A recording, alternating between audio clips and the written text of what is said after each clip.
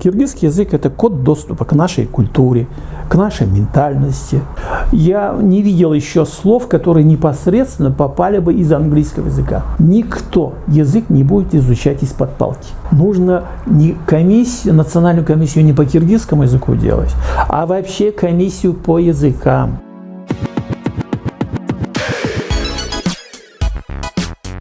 Что нужно делать для развития государственного и официального языков? Как реально обеспечить двуязычие в Кыргызстане?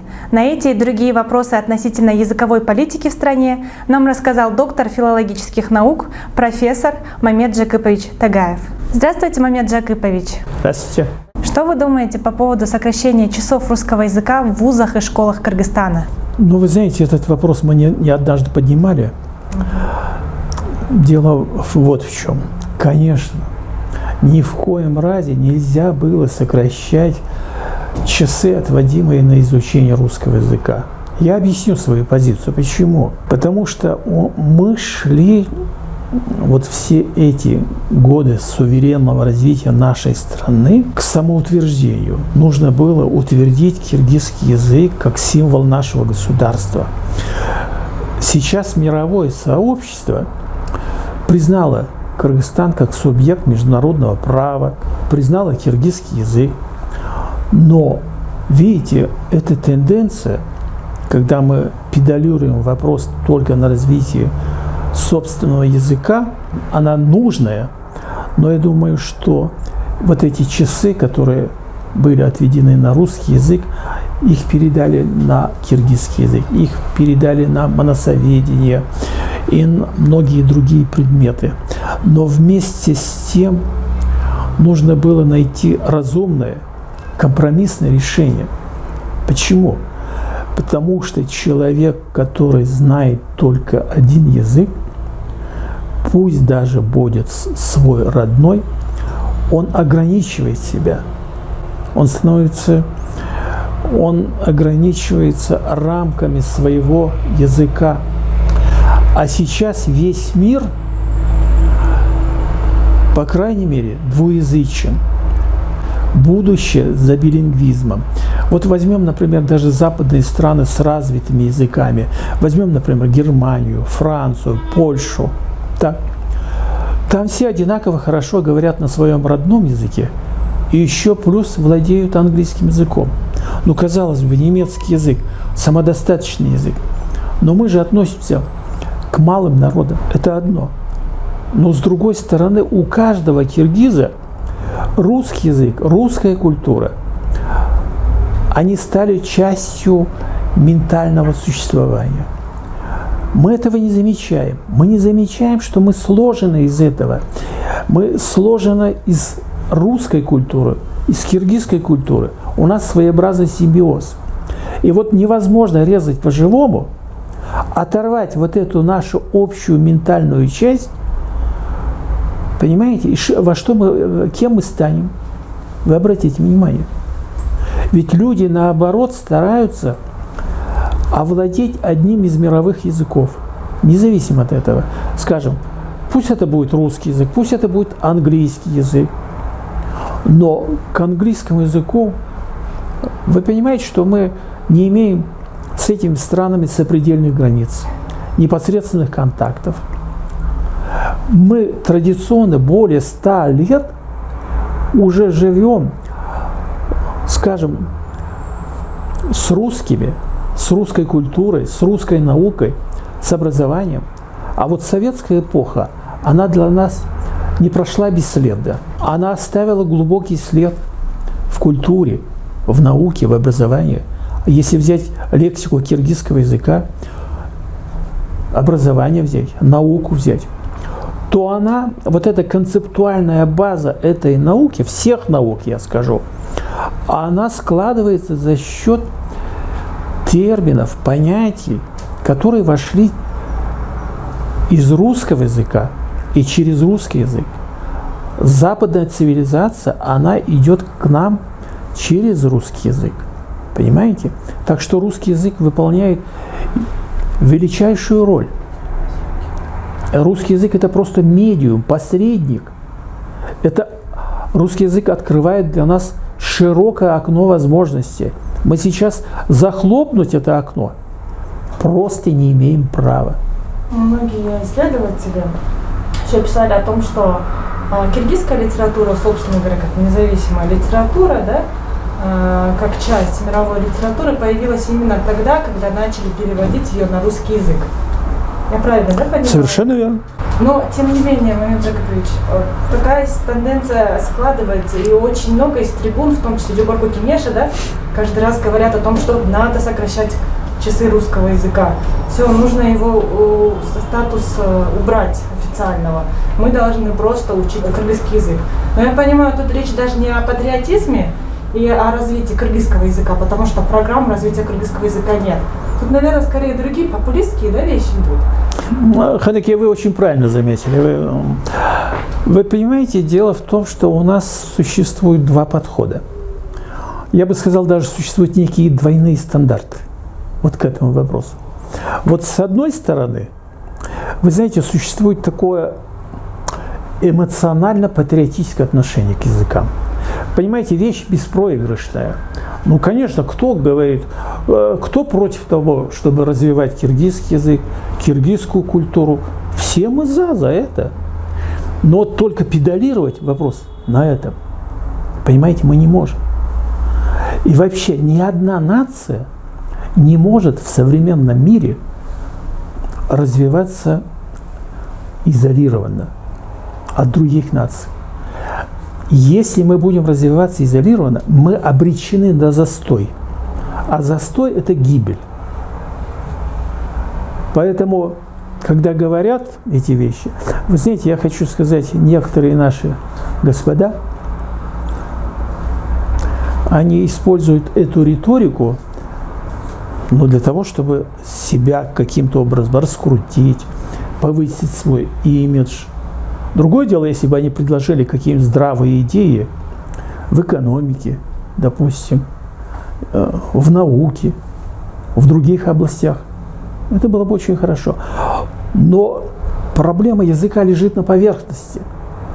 И каждый хочет использовать это. Понимаете, какое дело? Это вещь беспроигрышная. Если еще разыграть эмоциональную карту, может быть, какую-то националистическую карту. Понимаете, какое дело получается? Но мы понимаем, кто разыгрывает националистическую карту, это то, что происходит на Украине, допустим, в других странах. Потому что она тупиковая вещь. Поэтому как мы должны представлять современного человека? Я хочу опереться на высказывание нашего великого Чингиза Айтматова.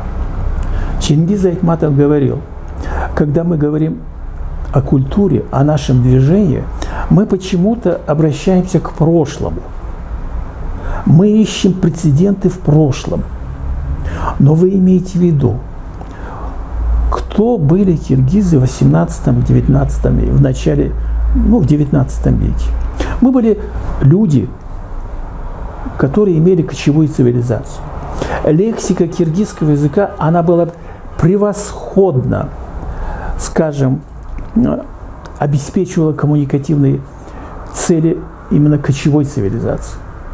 Но мы, когда перешли к оседлости, начали развивать промышленность, между прочим, благодаря русскому народу, когда начали выстраивать науку, образование, вполне понятно, что та лексика кочевой цивилизации, она не могла уже обеспечить полностью все эти потребности. И вы понимаете, что мощным потоком в киргизский язык пришли многие слова, которые, вы понимаете, термины, понятия, я об этом уже этот вопрос затрагивал. Мы должны смотреть вперед, а не назад. И не призывать допустим, свой народ, чтобы мы вернулись в прошлое. В прошлое мы никак не можем вернуться. А в будущем, вы знаете, дело, что касается языкового вопроса, мы не можем только одним языком пользоваться, понимаете? Потому что каждый язык – это некий код доступа. Код доступа, например, киргизский язык – это код доступа к нашей культуре, к нашей ментальности, к нашему образованию. А русский язык – это другой код доступа, который имеет значительно больше ресурсов, дает человеку какие-то возможности. И даже, обратите внимание, даже иностранные языки, даже английский язык мы изучаем через русский язык. Вот что интересно, в большей степени. Поэтому нужно русский язык рассматривать не как чужой язык, а как другой язык, который открывает нам широчайшие возможности. Раз мы говорим о кыргызском языке и русском языке, да, по классику, два крыла одной птицы, как развивать еще и государственный язык? Потому что у нас говорят о том, что вот только мы должны говорить на кыргызском языке, нужно развивать кыргызский язык, но каких-то вот дел прикладных вот на практике мы не видим. Но проблема очень интересная. Во-первых, кыргызский язык, он должен развиваться в паре с российским, в тесном контакте с русским языком. Понимаете, дело в том, что если мы перекроем вот этот канал, допустим, развитие, ведь, слушайте, все идет через канал, через русский язык. Я не видел еще слов, которые непосредственно попали бы из английского языка. Любое слово из английского языка сначала попадает на почву русского языка, перерабатывается, переосмысляется, только потом попадает в киргизский язык. Это понятно. Но как можно говорить, что вот давайте развивать киргизский язык? Никто не против этого. Конечно, он должен развиваться. Но для своего развития он должен иметь какой-то источник, какую-то подпитку. А где подпитка? Разве кто-то, например, вот мы живем с китайцами рядом, сопредельной границы. Разве мы получаем какую-то лексику из китайского языка? Нет, не получаем. Понимаете, какое дело? Так что, вы знаете, мы не можем перекрыть вот этот кислород, который к нам поступает. А кислород, вы понимаете, что только из русского языка получается. А как развивать киргизский язык? Вы очень хорошо вопрос задали такой. Поэтому развивать его нужно в контексте с русским языком, с другими языками. Причем, как его развивать? Ставится вопрос. Никто язык не будет изучать из-под палки. Потому что для того, чтобы изучить язык, нужна какая-то мощная мотивация. Если этой мотивации нет, вот, допустим, скажем, школьники, они изучают, допустим, представители других национальностей, они изучают, входят в детский сад, там киргизский язык. В школе 11 лет они изучают киргизский язык, в университете изучают там несколько лет киргизский язык. А вы поговорите с ними, они не говорят. Они понимают, я хочу сказать, что они много понимают. Не думайте, что они не понимают. Но дело в том, что получается так, вот Ольга Леонидовна, вы встретите ее на улице, если вы к ней обратитесь по-русски. А если, понимаете, дело в том, лицо славянской внешности сразу вас обязывает обращаться к ней по-русски. А как Ольга Леонидовна изучит киргизский язык, если с ней никто не разговаривает? Вот скажите, это же нереально. Поэтому я полагаю, что для того, чтобы изучать киргизский язык, надо поощрять, надо с ними разговаривать. Может быть, Ольга Леонидовна скажет Ханике, обратится, скажет, а поговорите со мной по-киргизски, да? Вы знаете, как это будет приятно. И поговорите с ней по-киргизски. Так? Потому что у Ольги Леонидовны и у нас других, у русских людей появляется какой-то шок. Они боятся допустить ошибку какую-то, использовать не то слово, не так произнести слово. Поэтому им надо просто помогать. Когда мы говорим о гармонизации отношений между русским и киргизским языками, нужно не национальную комиссию не по киргизскому языку делать, а вообще комиссию по языкам. Понимаете, какое дело? Комиссию по языкам. Пусть там, скажем, приоритетные позиции занимает государственный язык. Но у нас эта госкомиссия должна рассматривать не только киргизский, русский, узбекский, таджикский, дунганский и другие языки. Я бы сказал, соцветие языков при ведущей роли киргизского языка должно быть. Вот тогда киргизский язык будет, скажем, развиваться. Я уверен, что в этом случае он будет развиваться.